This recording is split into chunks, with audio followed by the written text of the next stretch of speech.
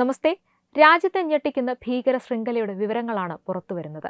അതിർത്തി കടന്ന് ഭീകരരെ എത്തിക്കുന്നതിനു പകരം ഇന്ത്യക്കാരെ തന്നെ റിക്രൂട്ട് ചെയ്ത് ഇന്ത്യക്കുള്ളിൽ ആക്രമണം നടത്താനുള്ള നീക്കം. അതാണ് അന്വേഷണ ഏജൻസികൾ കണ്ടെത്തിയതായി കേന്ദ്ര സർക്കാർ പറയുന്ന ഷെഹസാദ് ഭട്ടി നെറ്റ്വർക്കിന്റെ ഏറ്റവും ആശങ്കപ്പെടുത്തുന്ന വശം. സൈനിക കേന്ദ്രങ്ങൾ മുതൽ വ്യോമസേനാ താവളങ്ങൾ, പോലീസ് സ്ഥാപനങ്ങൾ, പൊതുസ്ഥലങ്ങൾ എന്നിവ വരെ നിരീക്ഷിച്ച് വിവരങ്ങൾ ശേഖരിക്കുകയും ആക്രമണങ്ങൾക്ക് പ്രാദേശിക സഹായികളെ ഉപയോഗിക്കുകയും ചെയ്തുവെന്ന കണ്ടെത്തലുകൾ കൂടുതൽ ഗൗരവതരമാണ്. സോഷ്യൽ മീഡിയ വഴിയുള്ള റിക്രൂട്ട്മെന്റ്, പണത്തിന്റെ പ്രലോഭനം, രഹസ്യ നിരീക്ഷണം, രാജ്യത്തിന്റെ സുരക്ഷയെ അകത്തുനിന്ന് തന്നെ തകർക്കാനുള്ള പുതിയ ഭീകരതന്ത്രമാണോ ഇത്? ഓഗസ്റ്റ് 12 രാജ്യവ്യാപക റെയ്ഡിന് പിന്നാലെ പുറത്തുവരുന്ന ഓരോ വിവരവും ഉയർത്തുന്നത് ഒരേയൊരു ചോദ്യം: ഇന്ത്യയുടെ സുരക്ഷയെ ലക്ഷ്യമിട്ട് എത്ര ആഴത്തിലാണ് ഈ ശൃംഖല വേരൂന്നിയിരുന്നത് എന്നതാണ്.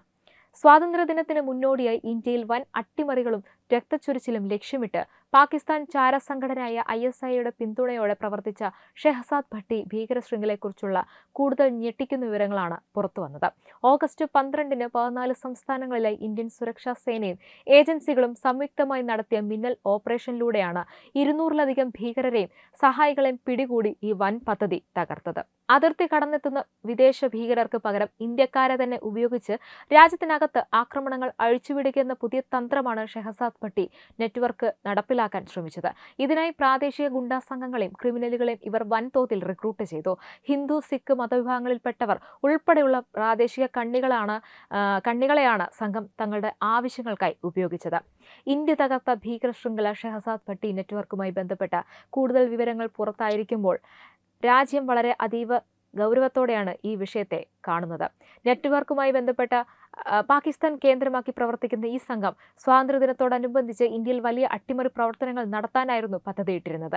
ഇന്ത്യയിൽ നടത്താനുള്ള ആക്രമണങ്ങൾക്ക് അതിർത്തി കടന്നെത്തുന്ന ഭീകരരെ ആശ്രയിക്കാതെ ഇന്ത്യക്കാരെ തന്നെ ഉപയോഗിക്കുക എന്ന തന്ത്രമാണ് ഷെഹസാദ് ഭട്ടി നെറ്റ്വർക്ക് ആസൂത്രണം ചെയ്തത്. ഇതിനായി ഇന്ത്യക്കാരെ സംഘത്തിലേക്ക് റിക്രൂട്ട് ചെയ്തു.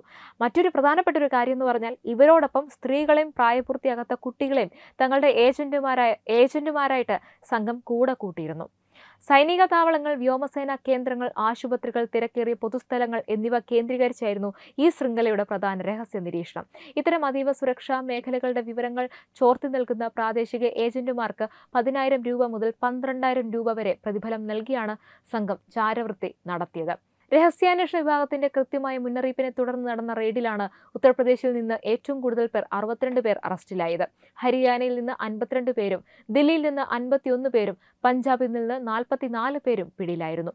കേരളത്തിൽ നിന്ന് 2 പേരെ സുരക്ഷാ സേന കസ്റ്റഡിയിലെടുത്തു. ഇതിനു പുറമെ രാജസ്ഥാൻ, മഹാരാഷ്ട്ര, ഉത്തരാഖണ്ഡ്, കർണാടക, ഗുജറാത്ത്, ബീഹാർ, തെലങ്കാന, ഹിമാചൽ പ്രദേശ്, ജമ്മു കാശ്മീർ എന്നീ സംസ്ഥാനങ്ങളിൽ നിന്നും ഭീകരബന്ധമുള്ളവരെ അറസ്റ്റ് ചെയ്തിട്ടുണ്ട്. പിടിയിലായവരിൽ നിന്ന് IEDകൾ, പാകിസ്ഥാൻ ഓർഡിനൻസ് ഫാക്ടറിയുടെ മുദ്രയുള്ള ഗ്രനേഡുകൾ, പിസ്റ്റളുകൾ, വെടിയുണ്ടകൾ, പിന്നെ അതുപോലെ തന്നെ ചാരവൃത്തിക്കായി ഉപയോഗിച്ച CCTV ക്യാമറകൾ എന്നിവ കണ്ടെടുത്തിട്ടുണ്ട്. ഇവർക്കെതിരെ UAPA ആയുധ നിയമം, സ്ഫോടക വസ്തു നിയമം എന്നിവയുൾപ്പെടെയുള്ള വകുപ്പുകൾ പ്രകാരം 80-ലധികം FIRകൾ രജിസ്റ്റർ ചെയ്തിട്ടുണ്ട്. ഷെഹസാദ് ഭട്ടിക്കെതിരെയുള്ള നിരവധി കേസുകളിൽ ദേശീയ അന്വേഷണ ഏജൻസി അന്വേഷണം നടത്തി വരികയാണെന്നും സർക്കാർ അറിയിച്ചു.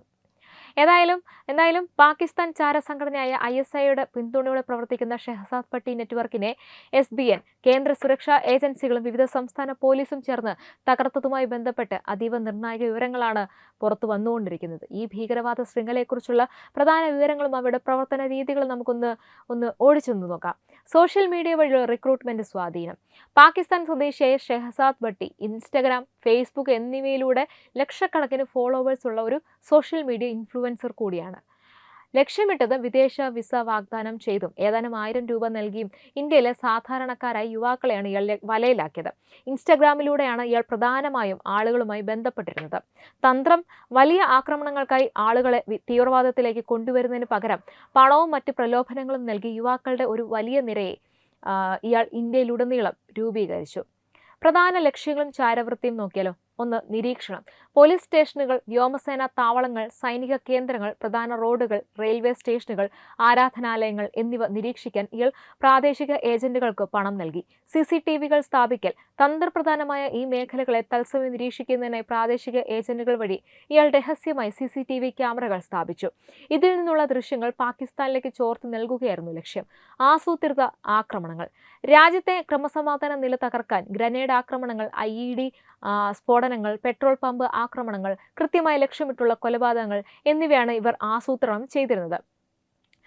ഓഗസ്റ്റ് 12 രാജ്യവ്യാപക റെയ്ഡ്. കേന്ദ്ര ആഭ്യന്തരമന്ത്രി അമിത്ഷാ വ്യക്തമാക്കിയതനുസരിച്ച് ഓഗസ്റ്റ് 12 14 സംസ്ഥാനങ്ങളിലെ ഒരേ സമയം നടത്തിയ വൻ സുരക്ഷാ ദൗത്യത്തിലൂടെയാണ് 253 പേരെ കസ്റ്റഡിയിലെടുക്കുകയും 200-ലധികം പേരുടെ അറസ്റ്റ് രേഖപ്പെടുത്തുകയും ചെയ്തത്. UAPA, ഭാരതീയ ന്യായ സംഹിത, ആയുധ നിയമം തുടങ്ങിയ പ്രകാരം 80-ലേറെ FIRകൾ രജിസ്റ്റർ ചെയ്തിട്ടുമുണ്ട് ഇതിനോടകം തന്നെ. എന്നാൽ അതേസമയം ഇന്ത്യയുടെ സ്വാതന്ത്ര്യ ദിനത്തോടനുബന്ധിച്ച് വിവിധ സംസ്ഥാനങ്ങളിൽ നിന്ന് പിടിയിലായ ഷഹസാദ് ഭട്ടി നെറ്റ്വർക്കിന് പാകിസ്ഥാൻ ചാരസംഘടനയായിട്ടുള്ള ISIയുമായി ബന്ധമുണ്ടെന്ന് കേന്ദ്ര ആഭ്യന്തരമന്ത്രി അമിത്ഷായുടെ പ്രസ്താവന തള്ളിയിരിക്കുകയാണ് പാകിസ്ഥാൻ. ഇന്ത്യയുടെ ആരോപണങ്ങൾ അടിസ്ഥാനരഹിതമാണെന്നും സ്വന്തം രാജ്യത്തെ സുരക്ഷാ വീഴ്ചകളിൽ നിന്നും ശ്രദ്ധ തിരിക്കാനാണ് ഇന്ത്യ ശ്രമിക്കുന്നതെന്നും പാകിസ്ഥാൻ വിദേശകാര്യ വക്താവ് താഹിർ അൻദ്രാബി ആരോപിച്ചു. ഓഗസ്റ്റ് 15 മുന്നോടിയായി രാജ്യത്തെ 14 സംസ്ഥാനങ്ങളിൽ നടത്തിയ ഏകോപിത സുരക്ഷാ പരിശോധനകളിൽ ISIയുടെ സാമ്പത്തിക സഹായത്തോടെ പ്രവർത്തിക്കുന്ന ഷഹസാദ് ഭട്ടി നെറ്റ്വർക്കിലെ 200ഓളം പ്രവർത്തകരെയാണ് അറസ്റ്റ് ചെയ്തതായിട്ട് അമിത്ഷാ സോഷ്യൽ മീഡിയയിലൂടെ വ്യക്തമാക്കിയത്. വൻതോതിലുള്ള സ്ഫോടക വസ്തുക്കളും പാകിസ്ഥാൻ ഓർഡിനൻസ് ഫാക്ടറിയുടെ മുദ്ര പതിപ്പിച്ച ഗ്രനേഡുകളും തോക്കുകളും ചാരവൃത്തിക്ക് ഉപയോഗിച്ച CCTV ക്യാമറകളും ഇവരിൽ നിന്ന് പിടിച്ചെടുത്തായിട്ടും വലിയൊരു ആക്രമണ പദ്ധതിയാണ് സുരക്ഷാ ഏജൻസികൾ തകർത്തതെന്നും അദ്ദേഹം പറഞ്ഞിരുന്നു. പക്ഷേ പാകിസ്ഥാൻ കേന്ദ്രീകരിച്ച് പ്രവർത്തിക്കുന്ന ഈ ഭീകര ശൃംഖല ഇന്ത്യയിലുടനീളം ലക്ഷ്യമിട്ടുള്ള കൊലപാതകങ്ങൾക്കും ഗ്രനേഡ്, IED, പെട്രോൾ ബോംബ് ആക്രമണങ്ങൾക്കും പിന്നിൽ പ്രവർത്തിക്കുന്ന സംഘടനയാണെന്നും കേന്ദ്ര സർക്കാർ വ്യക്തമാക്കുന്നുണ്ട്. പ്രധാനപ്പെട്ട പോലീസ് പ്രതിരോധ സ്ഥാപനങ്ങളും ആരാധനാലയങ്ങളും നിരീക്ഷിക്കുന്നതിനും CCTV ക്യാമറകൾ സ്ഥാപിക്കുന്നതിനുമായി ഇവർ പ്രാദേശിക ഏജന്റുമാർക്ക് പണം നൽകിയിരുന്നതായും റിപ്പോർട്ടിൽ പറയുന്നു. ഇതൊരു ഭീകര ശൃംഖലയെ തകർത്തതിന്റെ മാത്രം കഥയല്ല, രാജ്യസുരക്ഷയ്ക്ക് മുന്നിലുള്ള പുതിയ വെല്ലുവിളിയുടെ മുന്നറിയിപ്പ് കൂടിയാണ്. സോഷ്യൽ മീഡിയയിലുള്ള സാധാരണ യുവാക്കളെ സ്വാധീനിച്ച് പണവും പ്രലോഭനങ്ങളും നൽകി രാജ്യവിരുദ്ധ പ്രവർത്തനങ്ങളിലേക്ക് എത്തിക്കാൻ കഴിയുമെന്നത് അതീവ ഗൗരവത്തോടെ കാണേണ്ട വിഷയം തന്നെയാണ്. രാജ്യത്തിന്റെ സുരക്ഷയ്ക്ക് ഭീഷണിയാകുന്ന ഏത് ശക്തിയും ശക്തമായി നേരിടുമെന്ന് കേന്ദ്ര ആഭ്യന്തരമന്ത്രി അമിത്ഷാ പറഞ്ഞിട്ടുണ്ട്.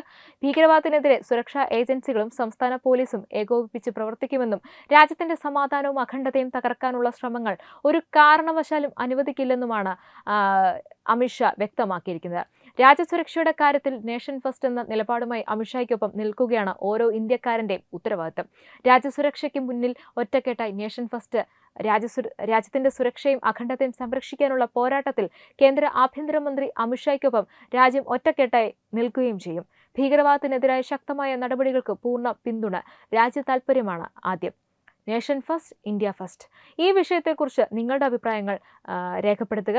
ഇന്ത്യക്കുള്ളിൽ തന്നെയുള്ളവരെ ഉപയോഗിച്ചുള്ള ഇത്തരം ഭീകര ശൃംഖലകളെ നേരിടാൻ നിലവിലെ സുരക്ഷാ സംവിധാനങ്ങൾ പര്യാപ്തമാണോ? കമന്റിൽ നിങ്ങളുടെ അഭിപ്രായങ്ങൾ രേഖപ്പെടുത്തുക. ഈ വീഡിയോ കൂടുതൽ ആളുകളിലേക്ക് എത്തുന്നതിനായിട്ട് നിങ്ങൾ മാക്സിമം ഷെയർ ചെയ്യുക, ലൈക്ക് ചെയ്യുക. അതുപോലെ തന്നെ നമ്മുടെ തത്വമയി ചാനൽ സബ്സ്ക്രൈബ് ചെയ്ത് ബെല്ലൈക്കൺ അമർത്താൻ മറക്കരുത്. Web desk Tathwamayi news.